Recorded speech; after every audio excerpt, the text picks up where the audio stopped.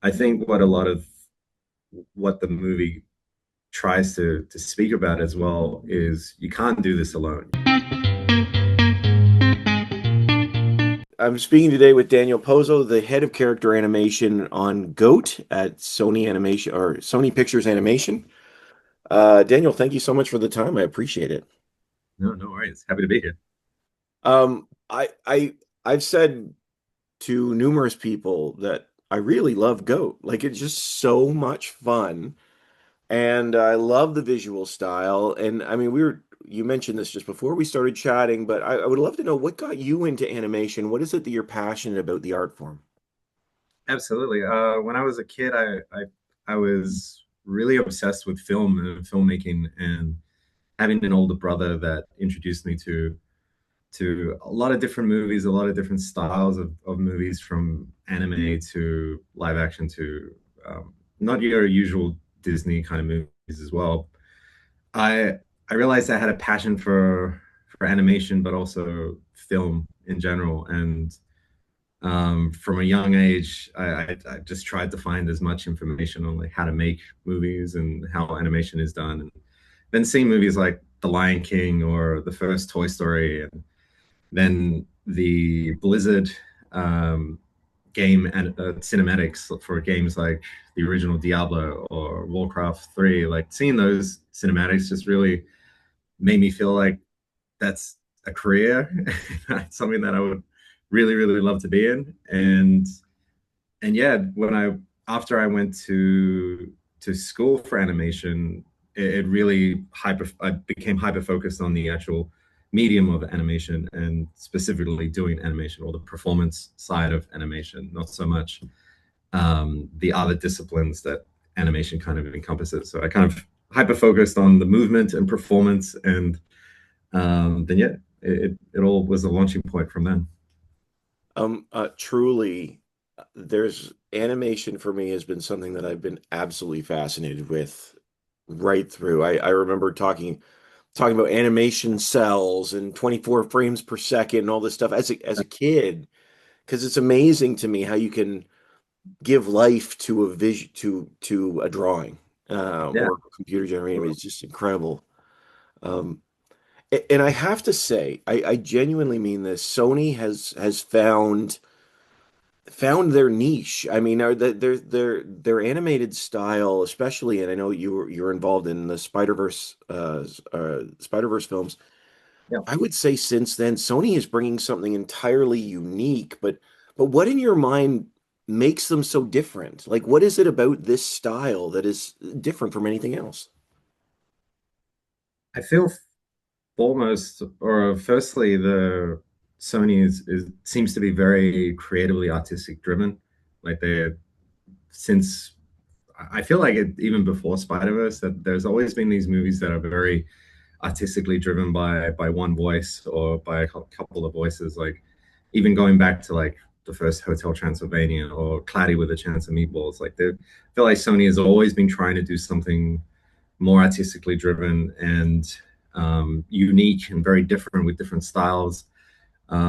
It's an amazing company to be at because one movie can be in the style of Hotel Transylvania, and then you can work on something like Jacob and the Sea Beast, or Over the Moon, or like In Your Dreams, where it's like a completely different style, and you can play with different styles of animation and really just have fun. But yeah, it's great that like we're able to give voices to artists that have very specific visions on, especially with Goat. Like both directors had such a specific vision and wanted to make this a love letter to not just like the sport of basketball, but like the whole culture of basketball and everything that surrounds it, from like the music to the shoes to the fashion to graffiti to hip hop. Like everything was just such a specific vision, and I think that that sings true when the movie comes out. Like people really relate to it because it is a very specific.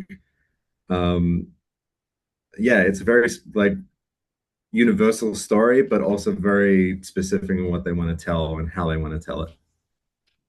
I love that you're saying that because there is something about this particular film where it is easy to connect with these characters on every level. And I know that we've seen many films before about animated animals, etc., of doing human-like things.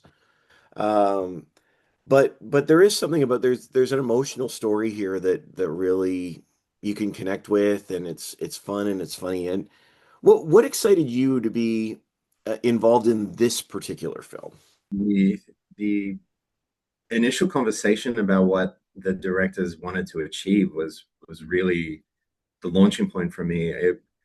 They described this movie as a very visceral, experiential, grounded, um, sophisticated approach. They didn't want it to be a traditional kind of cartoon, Looney Tunes kind of approach to basketball, the animation. They wanted it to feel like Ford versus Ferrari. They wanted it to feel like a very um, grounded movie in the culture, and I immediately fell in love with the main character of Jet. Like when I saw her designs and drawings and the turntable that they had shown us, I immediately knew what kind of movie that they were trying to make. Like it was such a striking image, and she was so different than any other kind of anthropomorphic animal designs that we've seen in animated movies. So she's very muscular, she's very angular, but also has that femininity that comes through as well. And I was drawn to the project immediately. I knew straight away what I could bring to it, and yeah, I fell in love with the project right there and then.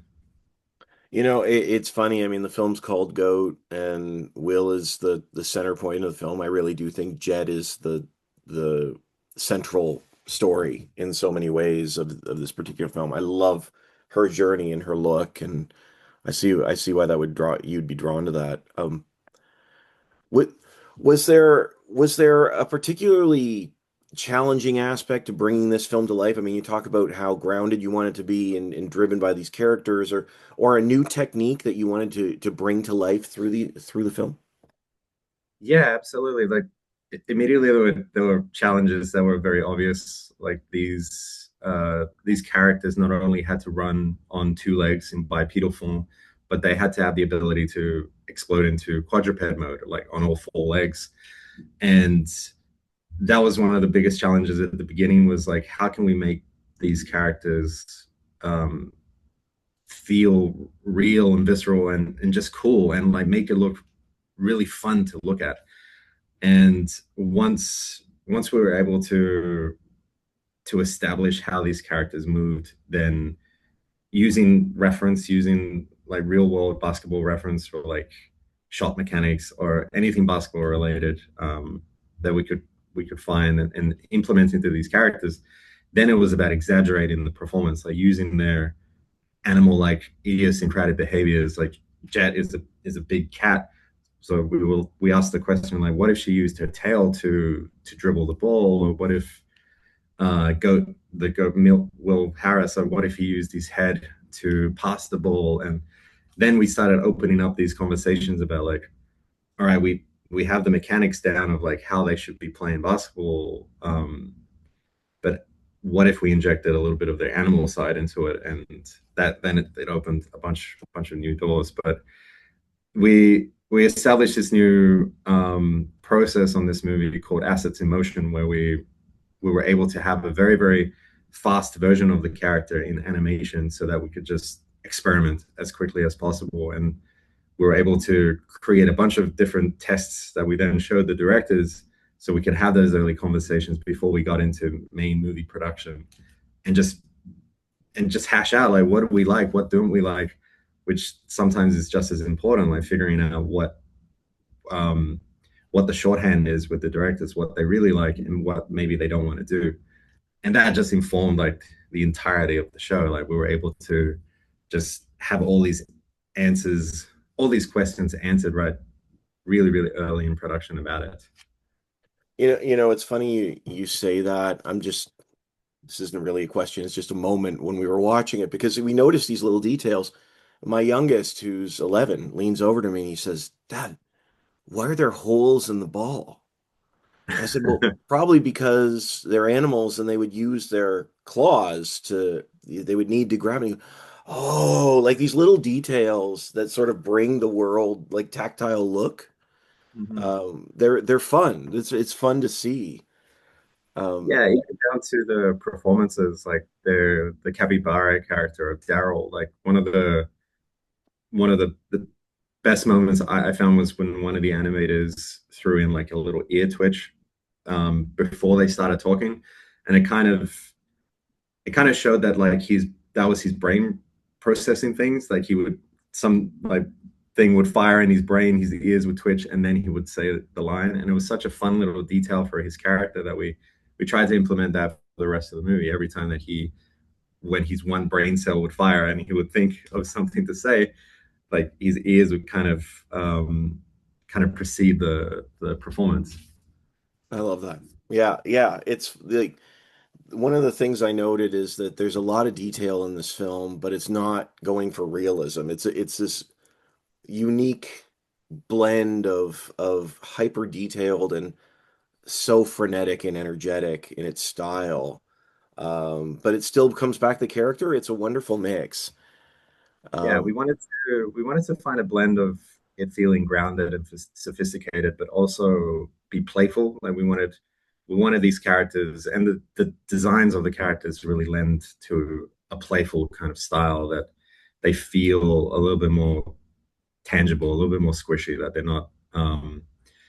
It's not like hyper based on realism, and yeah, we just looked at exaggerating the performances as well, especially the action. Like Will is able to jump further than a human would able to be in certain basketball moves. So when he would do a certain basketball move, one of the notes from the directors would be like, well, what if he jumps extra far on that move? And that really lended to into their animal qualities, and that could come out as something that we could play with.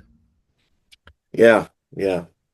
Like I said, it works. It works on so many levels. I wanted to ask you this too. The theme of the film, one of the key themes of the film is roots run deep. Yeah, And I love that. I love that it keeps coming back. And I was wondering, in your mind, as you're helping create these characters, what does that mean to you, and why is it so important for these characters and maybe for kids who are watching?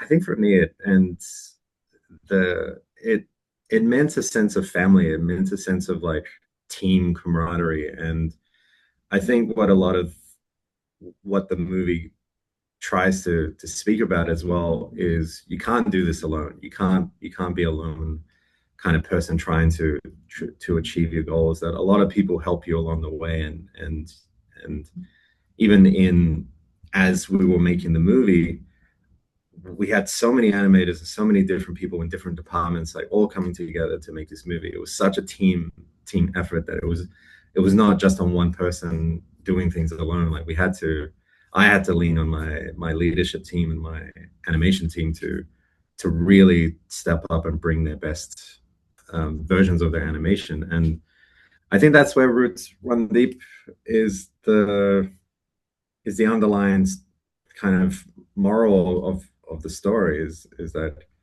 you know Michael Jordan said that like teamwork wins championships, right? Like you can't do this alone. You need a strong team around you, and you need to be grateful for the people that you have around you that make your life better. I love that. I love that. And honestly, like I said, the film is so much fun. It's an absolute joy to watch. And and before we wrap, before we go, I have to tell you that my youngest also has made a pitch for a follow-up film. Oh, He wants a Moto solo movie. yes. And he'll be thrilled that I got the chance to tell you that, but I just thought I'd throw that out I there. love Moto was, I think, like across the board everyone's favorite character because all the other characters kind of had their set rules, for lack of a better word, that kind of these things that we lean into like Jet or Will. They were such an amalgamation of different basketball characters, but also different real life personalities as well that we injected. And with Moto, it was just like letting the animation team just have fun and create unexpected performances. Like Moto was our rule breaker. He could just appear on one side of the screen and the next screen he's not even there anymore. He's doing something in the background, eating chips, and then he's on the floor. And so it was such a joy because every time that we would see something come through from the animators, it was always we would always be laughing because it was like this is